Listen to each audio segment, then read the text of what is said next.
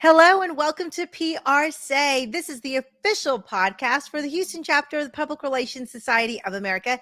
And I'm your host, Veronica V. Sopher, and I have the distinct honor of introducing you to some of our fantastic members here in the Houston chapter. Because here at PRSay, we are committed to making sure that our members grow in their network and they can find opportunities and projects to collaborate and really share in the great space that we work in. So I'm pleased to bring to you another great guest. Before we bring him on there, I want to make sure that I remind you to hit subscribe. If you are listening on the podcast, we want you to download all the episodes of PRSay so you can hear from all of our members and find out where there might be a good connection for you. And if you are watching on Facebook or YouTube, drop us some comments and my guest and I will be sure to connect. So we'll go ahead and bring on our guest today. We have Lee Vela joining us. Welcome so much. Hi, how are you this afternoon? I'm great. Thanks. Now, did I say your name correctly? Vela. Vela. Okay. Yes. So I was going back and forth and I practiced a little That's bit. okay. That's Forgot okay. to ask Lee, but thank Just you don't so call much. me late for supper. That's right. That's kind of my saying too. So tell us a little bit about where you're at and where you got started in PR. Well, actually, Veronica, this is my 50th year in the PR business. Oh, wow. So thank Congratulations. you. I graduated in 1973 from East Texas State University with a degree in journalism, emphasis in PR and advertising. And so I started working in the Dallas market for a few years and then came back to Houston where, the best thing to come out of Dallas is the road to Houston. So that's what I tell people all the time. But at any rate, so I came here, worked for a couple of agencies, had my own agency for a while, and then worked for the Port of Houston Authority for 7 years, which was interesting and international and all that. So it was all really good. And then have been with Clear Channel and its predecessors since 1991. Wow. So a Okay. long time. Yeah, a long Yeah. time. Yeah. And what I love about public affairs is it melds so many of the skills that you It have that you does. learn. Yeah, It that you learn does. as a journalism student. So tell us a little bit about how you put all that together. Well, it's interesting because that you say that because I tell people all the time about public affairs and how using good PR techniques and blending them with your public affairs goals really makes a big difference. In a lot of times, people are just in one silo or the other. They're in public affairs or they're in PR, and really there is a blending that can help you accomplish what your goals are. And I use that all the time. For instance, we do a lot of press activities for Clear Channel. I'm one of the few in the company that does a lot of these things.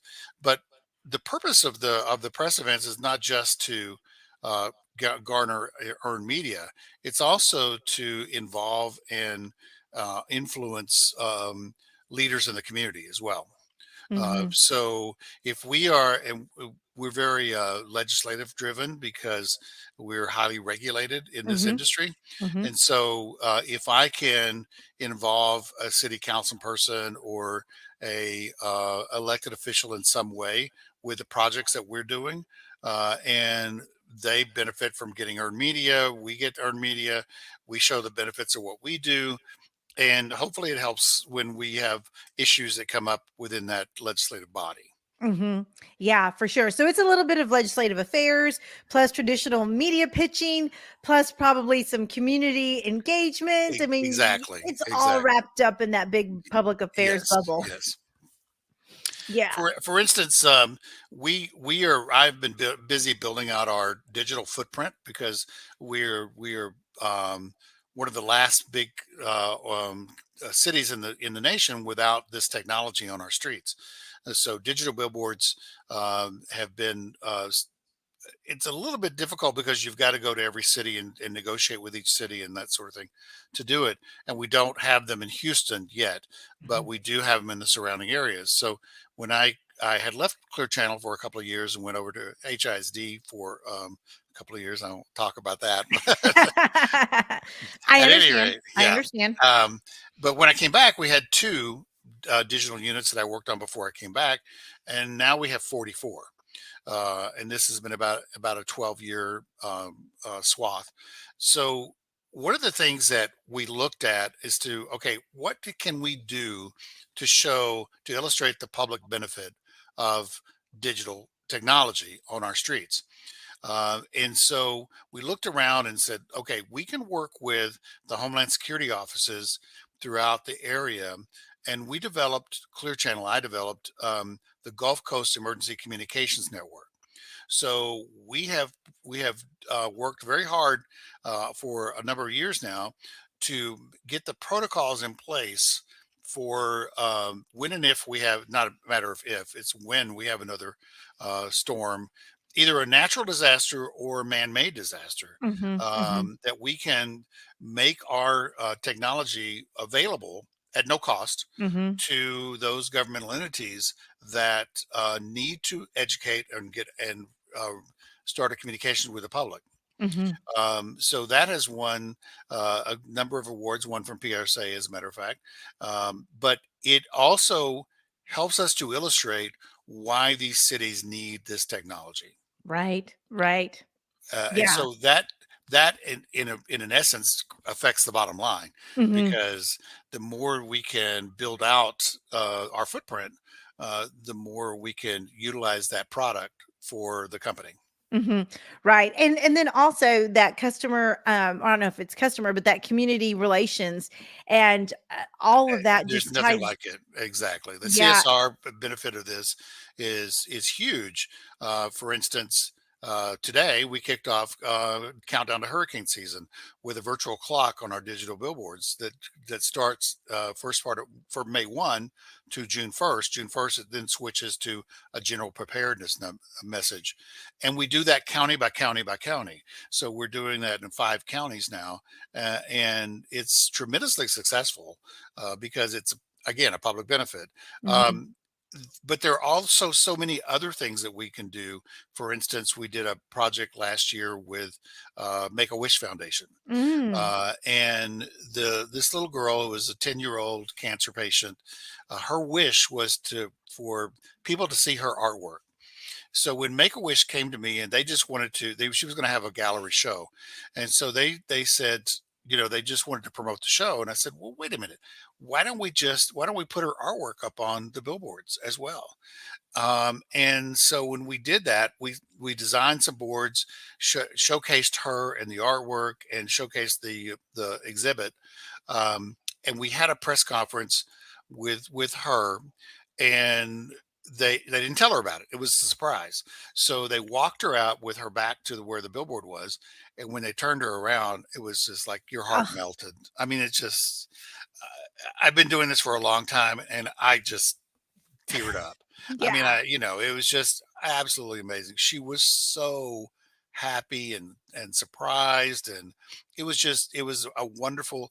It was one of those things that's a good thing to do because it garnered a lot of activities, but it's the right thing to do It's as the well. right thing. Yeah.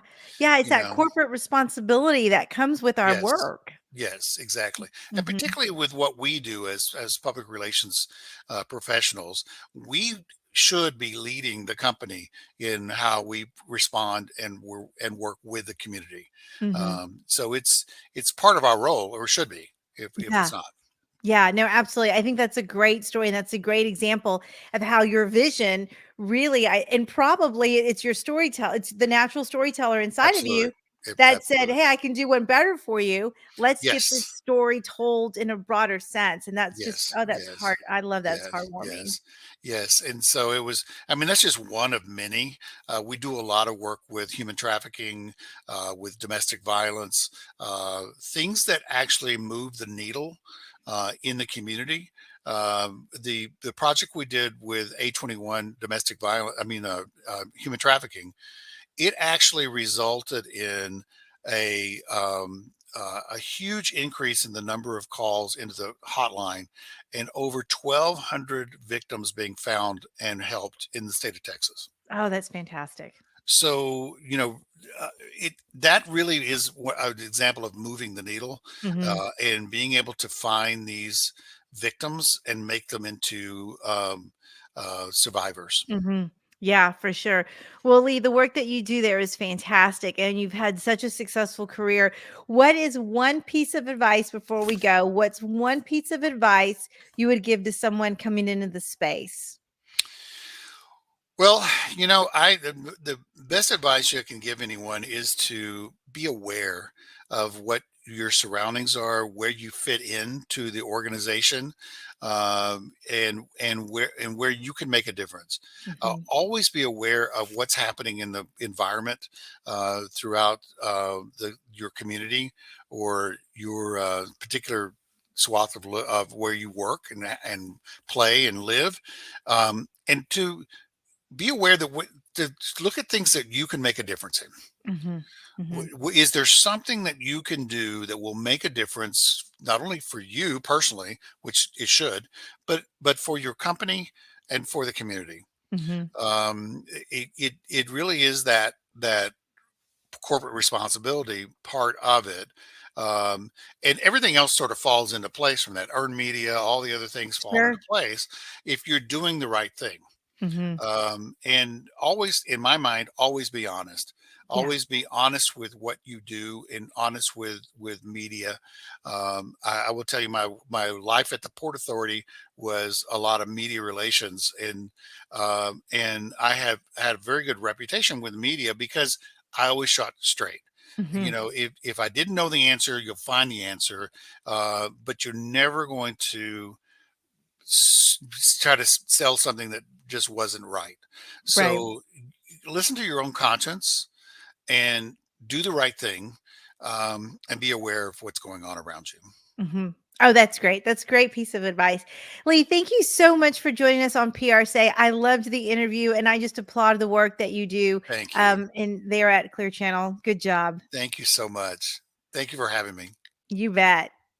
All right, everybody, that wraps up this episode of PRSay. I hope you learned a lot from Lee. Make sure you connect. His contact information will be in the show notes. Public affairs is such an important part of what we do as PR professionals. I know not everybody's in this space. Some of us are in finance and oil and gas and nonprofits and education, but at the end of the day, we all have an opportunity to tell some great stories. So make sure you connect with your fellow PRSA members, especially here in the Houston chapter. So I'll go ahead and wrap up this episode, reminding you to hit subscribe. We don't want you to miss any episodes of PRSay. And if you're watching on Facebook or on YouTube, drop us some comments and we'll be sure to circle back. I'll end this episode by saying goodbye and we'll catch